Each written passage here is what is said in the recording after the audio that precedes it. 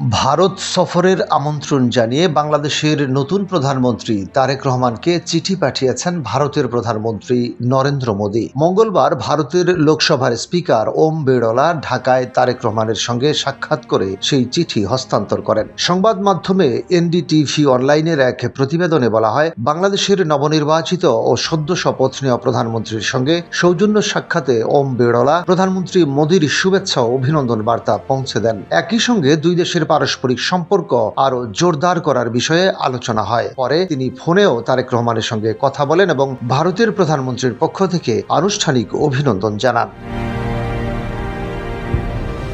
মোদীর পাঠানো চিঠিতে লেখা ছিল, সদ্য সমাপ্ত সংসদ নির্বাচনে বাংলাদেশ জাতীয়তাবাদী দলের বিজয় এবং বাংলাদেশের পরবর্তী প্রধানমন্ত্রী হিসেবে আপনার দায়িত্ব গ্রহণের জন্য আমি আন্তরিক অভিনন্দন জানাই। চিঠিতে তিনি বাংলাদেশের জনগণের গণতান্ত্রিক সিদ্ধান্তের প্রতি সম্মান জানিয়ে নতুন সরকারের সাফল্য কামনা করেন। ভারতের প্রধানমন্ত্রী তারেক রহমান তার স্ত্রী ডাক্তার জুবাইদা রহমান এবং কন্যা জাইমাকে পারস্পরিক সুবিধাজনক সময়ে ভারত সফরের আমন্ত্রণ জানান। চিঠিতে উল্লেখ করা হয়, ভারতে আপনার জন্য উষ্ণ অভ্যর্থনা অপেক্ষা করছে। এই সফরের মাধ্যমে দুই দেশের দ্বিপক্ষীয় সম্পর্ক নতুন উচ্চতায় পৌঁছাবে বলেও আশাবাদ ব্যক্ত করেন মোদী।